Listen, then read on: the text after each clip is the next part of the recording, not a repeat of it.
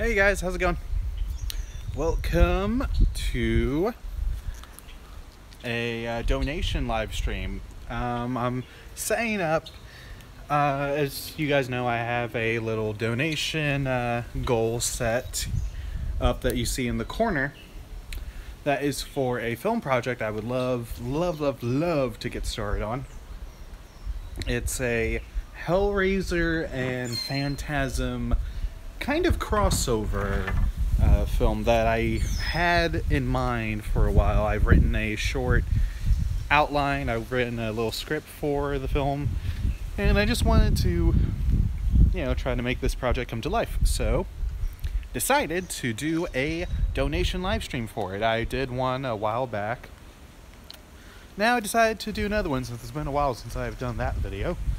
So I'll wait till people start coming in and then we can begin talking about what's going to happen in said film. Here's perfect. Let me set this right here.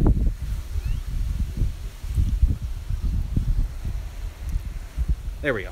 And make sure it's all nice. Perfect.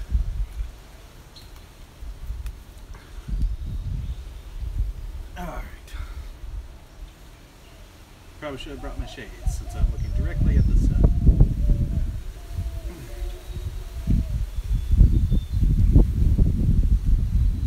In fact, let's move around some more. Hey, welcome to the stream. How's it going?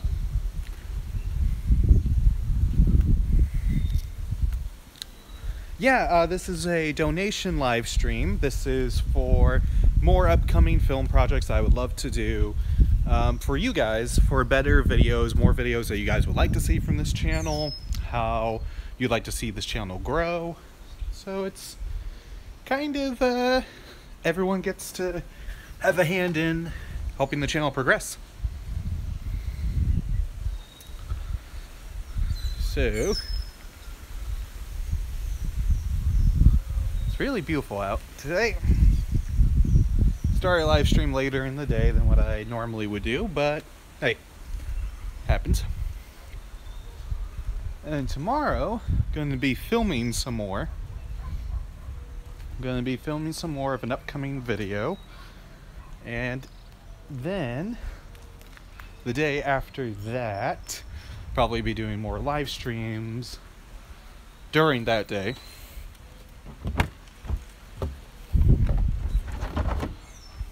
Let me just set you guys down here for a sec.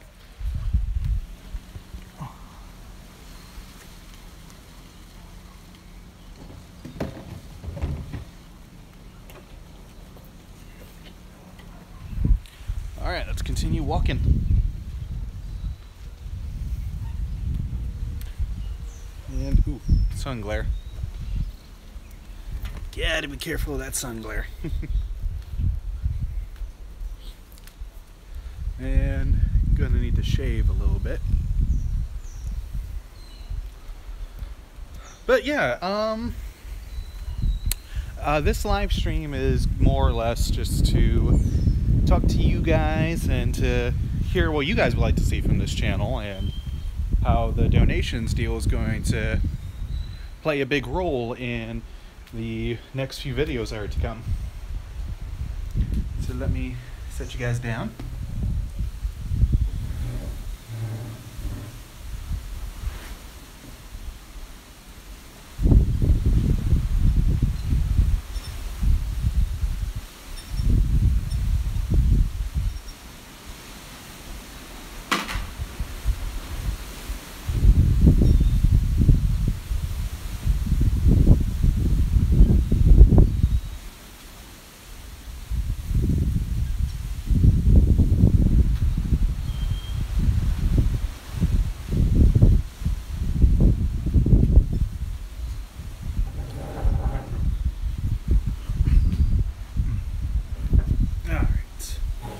There we go. Yeah, so the donations are for future videos and future content. I want to help this channel grow. I want to create better content for you guys and just have better quality and better... Yeah, I want to have quality over quantity. Because quantity, it's sounds good, but it really isn't. That's why I wanted to, do YouTube, to be able to tell stories, be able to, share thoughts, views, and, all that good stuff.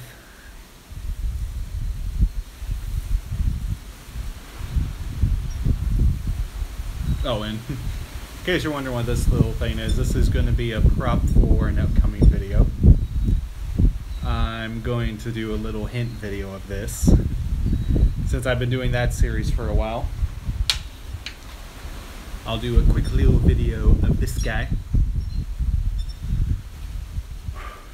But anyway, just going to wait for the chat to fill in, then I can talk to you guys a little bit more about the project and a little more of what you can expect to see. I mentioned the Hellraiser Phantasm crossover that I really think would be fun to do. And there's another project that I am currently working on, and there's another upcoming one. So there's a couple of videos that are coming up soon that I hope you guys will enjoy, as well as more live streams and more vlog type videos. You can expect those to come very soon. And more how to cosplay, or cosplay on the cheap videos. There's going to definitely be more of those. There's going to be one that I'm going to do sometime before the end of this month. I'll do a cosplay on the cheap for Hawkeye, since I'm working on a Hawkeye cosplay, along with a few other ones I have in mind for the future. One in particular that would be a really, really fun one, based off one of my, favorite childhood movies.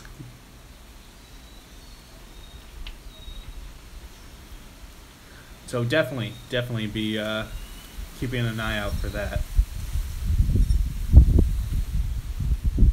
Oh, in case you're wondering, this is red acrylic paint.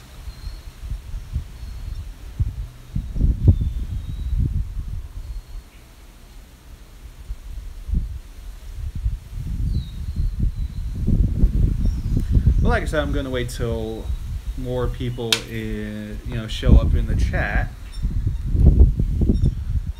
then we can discuss what's to come. And in case you're wondering, that is the Bug Zapper. Bug Zapper's going off right now. I've had this little bottle of red acrylic paint in here for about a year.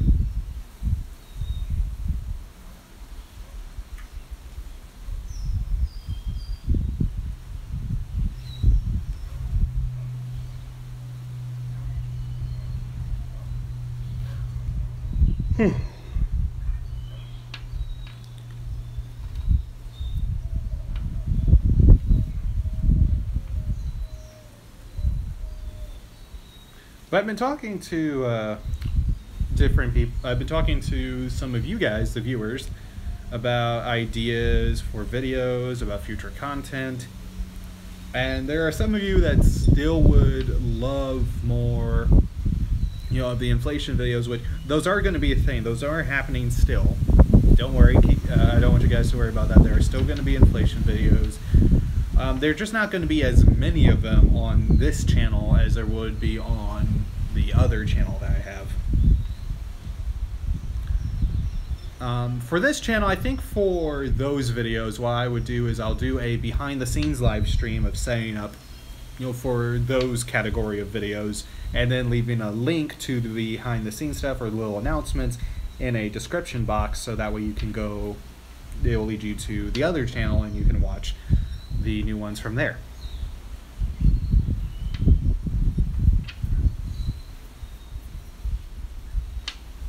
Hey, welcome to the stream. How's it going?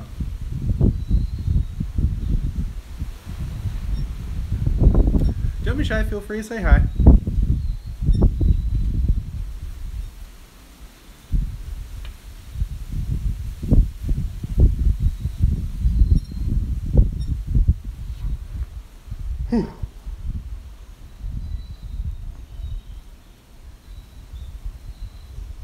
long. Oh, it's nice to see you, Ocean. Yeah, I'm glad. I'm always glad when you stop by. And oh, come on, you're my bestie. Everyone knows you're my bestie. Love you so much, bud. But yeah, I'm just doing a quick little live stream about the donations for this channel and how the donations are directly just going to go to the videos themselves. It's going to go to the next video. It's going to... and it's going to, you know, basically the donations are just for the videos. Just for the videos to help create better content. And in particular, one of the things I'm looking into is buying one of those professional inflatable suits for, you know, the inflation videos, because I really think if I want people to keep watching them and, you know, enjoying them, I feel like I need better material and better equipment suited, you know, for some of the ideas I have.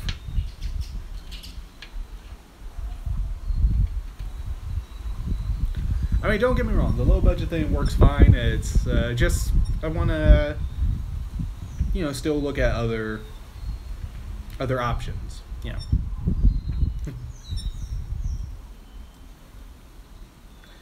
But the crazy thing is, with some of those suits, they're really hard to come by now, because the company, like the official company that used to make like the professional inflatable suits, you know, is discontinued.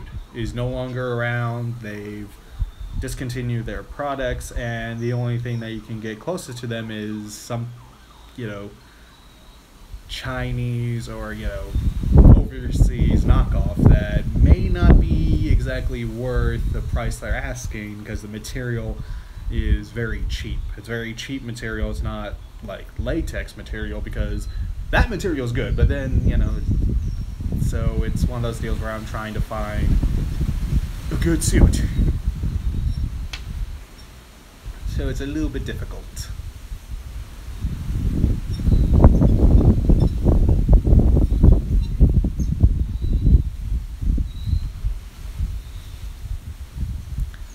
And on top of certain things, there are some people.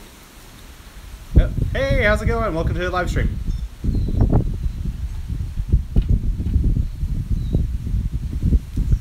Yeah, we're just sharing different thoughts and ideas for videos, and I would talk to you guys because I love chatting with you guys. You guys are the best. Oh, I gotta tell you something. The other day, yeah, Sunday, I watched a horror movie on Netflix that I was interested in seeing because I love the first movie. The first movie is on my list of favorite horror anthology films. The sequel is Tales from the Hood 2. I love the first Tales from the Hood, and I love horror movies that are anthologies, you know, like Tales from the Crypt, A Vault of Horror, The Haunt of Fear, Twilight Zone the movie. An anthology movie is basically, it's a movie that has several short stories attached to it that usually have a framing device. So it's like a...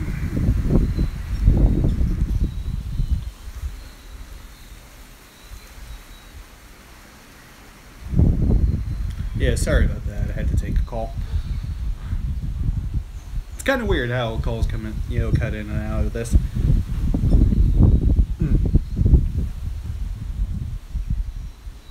But anywho,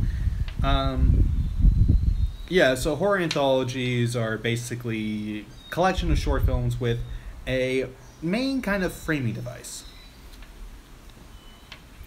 Oh, no, I lost connection too. So it's all good. But I watched this horror movie. It's called Tales from the Hood 2. It's a sequel to the original. And anybody that knows me knows I'm a sucker for horror anthology movies. I love horror anthology movies. I just love anthology movies. I love the idea of a movie that has the main kind of wraparound, like the main framing device that connects all the other short films together. That's what an anthology film is, more or less, a collection of short films with some loose connection to the main framing story.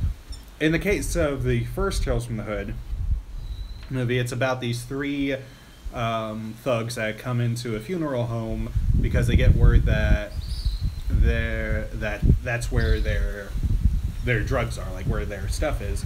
And the guy that runs the funeral home, takes them around, and he's telling them about four. I think in the first Tales from the Hood there was 4 or 5 stories. Well, no, there was 4 stories, not including the main wraparound. Okay, the framing device story is usually the 5th one. So he's telling them these 4 different stories, and with the last story, the 4th one, connecting back to the wraparound story, connecting back to the framing story. It's one of those movies where it's not perfect. The first film is not perfect by any stretch of the means. It's not perfect, but it's still a fun movie. It's a good movie with actually a really nice social commentary thrown in there. It's really good. So I was excited. I was naturally excited about the sequel, hearing that it has the same writers and directors behind the first movie. I thought, okay, this could be interesting. This has potential to be good. And although the main actor that played the storyteller, I'll call him, that's not his name. I think his name is Sims or Simon. I don't know, but the main kind of Tales from the Crypt Keeper-esque character that's telling the stories.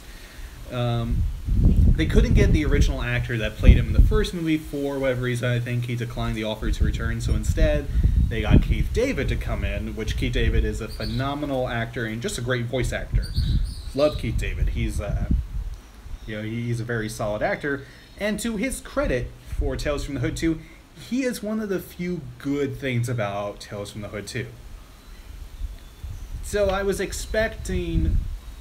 had good expectations for this. I wouldn't say high expectations, but I had, some expectations of like, okay, this should be another fun horror movie with some social commentary thrown in there, very clever and thought-provoking. But I was sadly mistaken.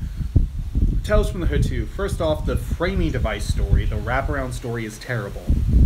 It's terrible. It made no sense to me that it just seemed something like out of a plot of a Power Ranger. I don't know. Tales from the Hood 2, the first story, it had an interesting starting point. I'll give it that. It had an interesting setup, but then it went downhill real quick. I love horror stories that deal with evil dolls, that deal with, strange or seemingly innocent-looking dolls that become evil or come to life. I always like that trope or that little subgenre of horror.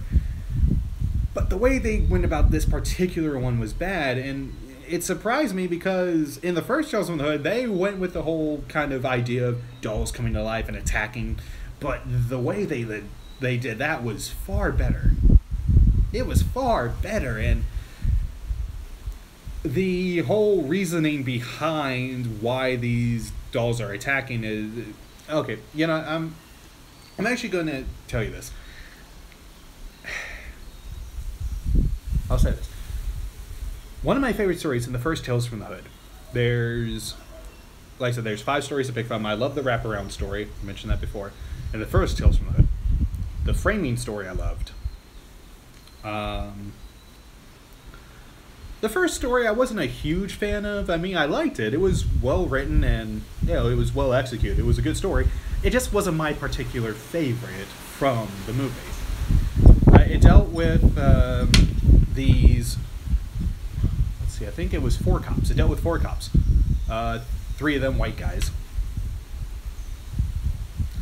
And the 4th one a young black detective or black police officer.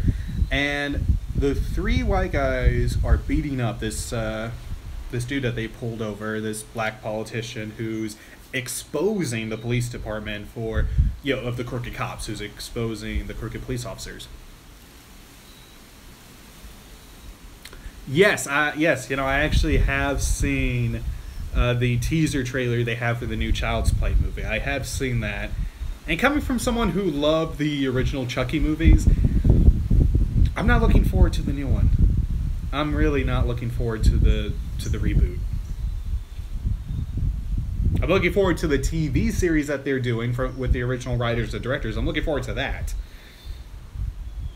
I'm looking forward to Sci-Fi, because Sci-Fi said they're picking that up, they're finding some writers, and that project's going to be lifted real quick. But yeah, no, I've heard of the new Child's Play movie that's coming out sometime this year. I don't know. I just don't know how to feel about it because it's not Chucky. It's not. It's a different beast altogether. No. That's the thing that I'm not looking forward to. Brad Dourif is not coming back to voice Chucky or play, the life, the actual. Yeah, he's not coming back to play Chucky. I was upset. They don't have any of the original actors or any of the writers behind this one. It's like this weird deal where they did this because the original writer, the original creator of the Chucky movies is doing a TV series. He's got this TV series, called Child's Play, the TV series or whatever. So he has this series that he wants to do. And they're like, okay, well, we still own the rights to, Child's Play. We still own the rights to the title. We're going to do our reboot. And it just felt like a slap to the face to the original cast and to the original crew behind the first movie. That's why I'm very iffy about the new one. I don't know how to necessarily feel about it. I mean, I'll probably give it a chance when it comes out. I'll watch it, but as far as my thoughts on the whole deal, I don't see a point in remaking it. I feel like Hollywood's oversaturated, or the industry right now is oversaturated with remakes of, good movies. This is one thing I never understood. I get that.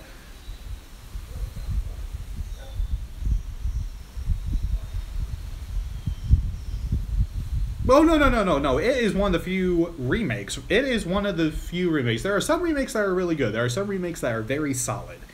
The It remake was very well done. I love the new It movie. I loved it more than the original, even though my heart still belongs to the original to some extent because I watched that growing up as a kid. So my heart still loves the miniseries or the, original film. The new one, I thought, took the original movie and made it better. They expanded upon what was already there. They did a different foundation. They took something that people loved and made them love it more. In fact, Stephen King even said that the new It remake was more faithful to his book than the TV miniseries. So, yeah, no, I love the new It movie. Like I said, there are some remakes that are exceptions to the whole deal of, remakes are terrible. There are some. It is one of them. It is one of the few exceptions, right next to the Evil Dead remake. The Evil Dead remake I thought was very solid. So I'm not dissing on all remakes. It's just my opinion on them is this. Say you had a movie that came out the first time around and it wasn't good. Oh yeah, I'm looking forward to It Chapter 2 as well. I'm looking forward to that because that's going to be really cool. But my whole thought on remakes should be something like this. Say a movie came out some years ago. It didn't do too well in the box office. Like, it didn't do too well. It's one of those things where it's like, it had a good story, good potential, but didn't work out. So why not, instead of remaking films that worked, that were really good, why not take something that had potential to be good, but for one reason or another, maybe it's because they didn't have the budget, they didn't have the money, they didn't have the actors that they wanted, they take that, and we're like, hey, this didn't do well. Let's polish it, redo it, and see where it goes. So yeah, there are some remakes that, that work well. And like I said, there are others that don't.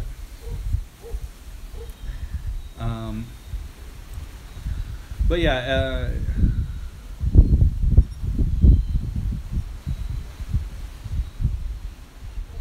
right, exactly. Like, there's even talks. I'm not sure if you heard this. There's talks about them remaking Nightmare Before Christmas into a live-action movie, doing a live-action remake of Nightmare Before Christmas.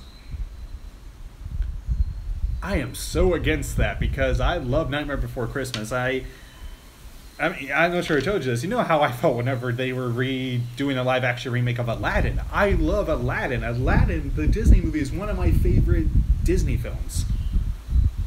Yeah.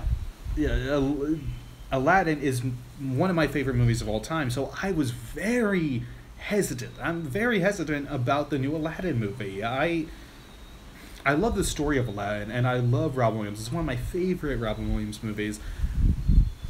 It just... And it's no offense to Will Smith or any of the other actors behind it. It's going to be different. It's going to be completely different from what Robin did. Yeah. No, I'm the same way. Don't get me started on Aladdin. So, but yeah.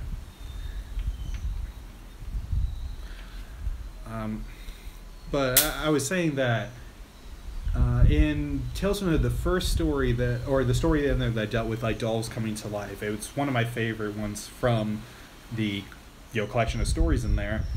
I can't remember the name of it. Most of them, they had pretty straightforward names like the median, like the sacrifice or salvation. Mm. Yeah, no, I feel the same way. Like that was Robin's part. That was Robin's part of the genie. But I mean, Will Smith, I'm gonna give him a fair shot for him to do his own thing. As long as he's not trying to imitate or try to, do what Robin Williams did. If he just does his own thing, then it's gonna work fine. It's like when the Lethal Weapon TV series came out, and they had. Yeah, and they had this new guy coming in playing Riggs, which that was Mel Gibson's part. Mel Gibson played Riggs in the movies. Riggs was great. Riggs was awesome. So when this other guy came in, I was just, for the TV series, I knew they weren't going to get the original actors. I thought, okay, they got Damon Wayans to be Murtaugh. Okay, that could be fun. And then this other guy, Clayton Crawford. And I didn't know what to make of him. I'm like, I don't know about this guy. But then when I watched the pilot episode, I realized, okay, I'm liking this guy. And he turned out to be one of the best parts of the show because they let him do his own thing.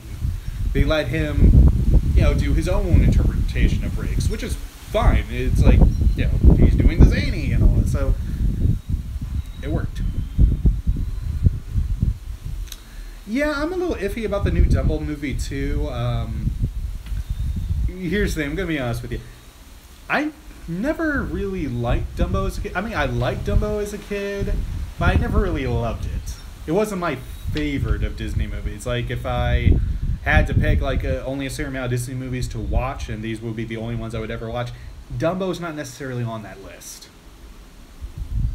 Like I said, I don't dislike the movie at all. It's just one of those things where I'm like, if it's on TV, then yeah, I'll watch it. But, I mean, if I could watch something like Disney's Robin Hood, then yeah, I would rather watch that than Dumbo. No, Dumbo is a great movie. Dumbo is a good movie, and Dumbo has that. What's that song that Dumbo's mom sings to him while he, to rock him to sleep with her trunk? What's that song? Was it "Baby Be Mine" or? Yeah, that song gets me. That song, "Baby Mine." That's it. Yeah. That song always gets me. And I'm looking forward. I'm one of those things where I'm unsure about the new movie because I don't get. I think it's kind of a weird direction that they're going in because, in the Dumbo movie, the animals talk except for Dumbo. And so did the humans talk too. But in this one, it just seems like they're exclusively going for the animals don't talk at all in this new one, and it's more about the human characters helping Dumbo out than some of the animal characters helping out Dumbo. So it just seemed kind of weird. So I don't know about that direction that they went in. Maybe it's going for a more realistic kind of feel, but yeah, I thought that was kind of an odd choice. On top of, and it's one of those things where it's Tim Burton's vision. It's Tim Burton that's directing it, so Tim Burton's going to have a lot of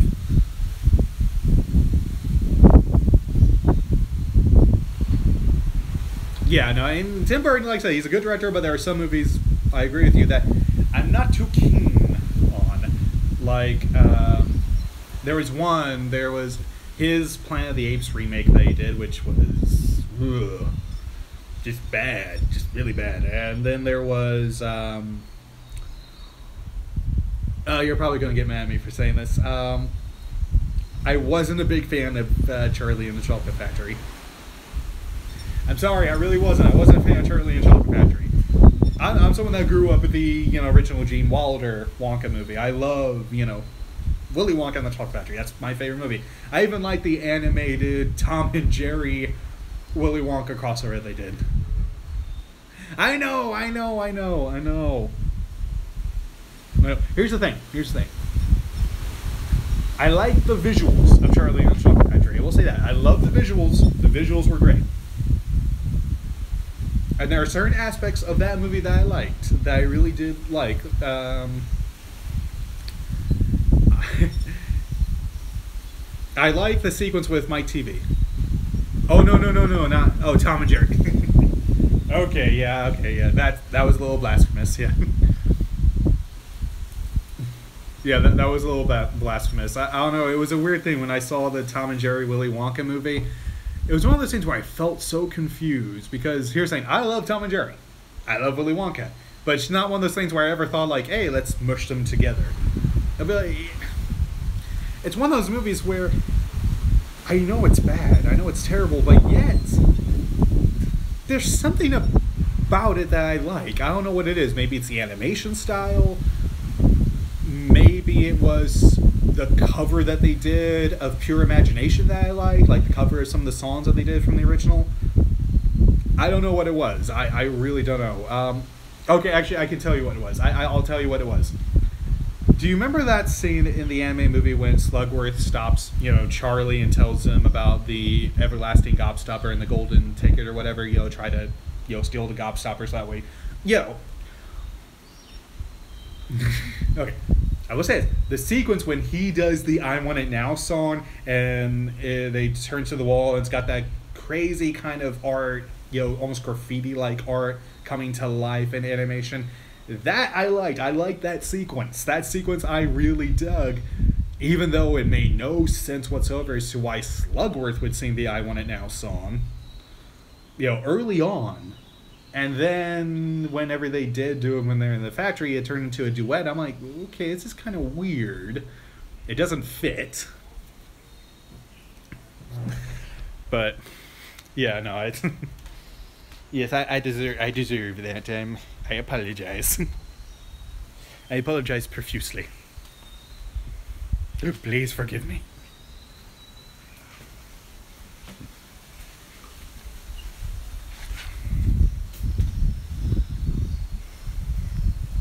Oh, come on. There are some of the Tom and Jerry crossover movies that they did that were pretty funny.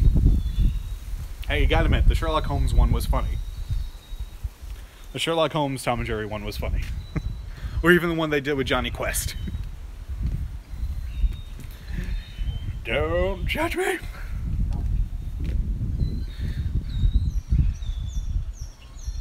Oh, yeah, that's fair. That's fine. That's, fair. Yeah,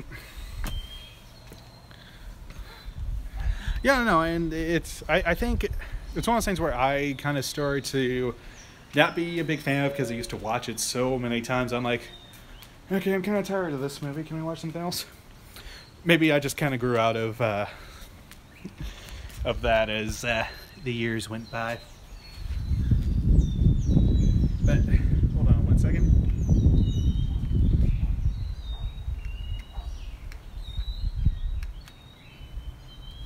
Gotta plug my power bank into this guy so that way battery doesn't die on me when I'm in the middle of chatting with you all.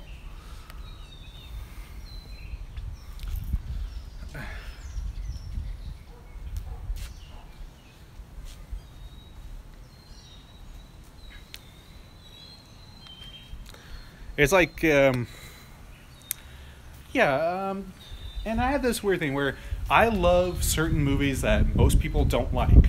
I don't know what it is. There are some movies that I really love that others that are universally hated by people. It's so weird. It's a weird thing. Like, I'm trying to think of a good example of a movie that I really enjoy that universally people don't like. I'm trying to think of a good example of one. Oh, okay. Here's one. It's kind of a little obscure, but I really like it. It's a movie called The Spirit. It's a bit of a kind of film noir, neo-noir-ish kind of superhero movie that's shot like Sin City. That's in the style of Sin City, where there's certain spots of it, like it's mostly black and white, But then there are some things that are in color. I'm not sure if you've ever seen Sin City, but it's in that kind of style where it's black and white for the most part, except for certain objects or certain elements that are really popping with color. And yeah, it's cheesy. Some of the dialogue is bizarre, but there's just something about it that I really enjoy. I think it was...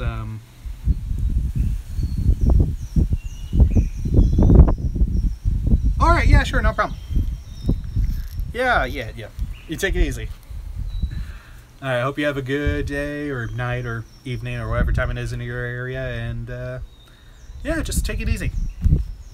I'll see you later. Alright.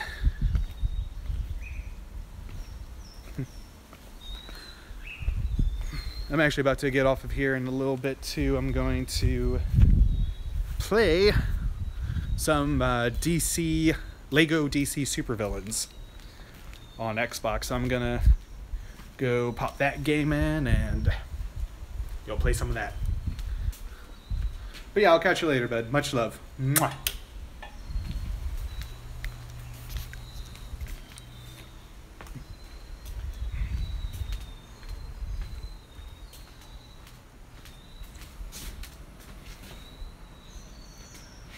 Right.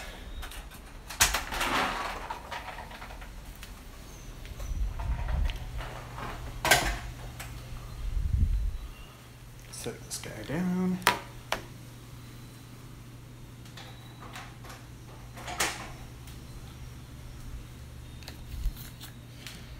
Alrighty.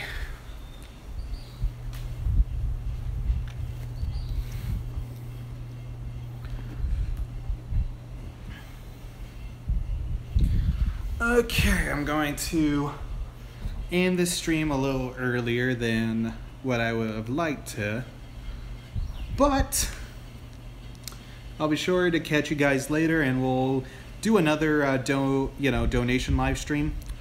So till then, I will see you all later.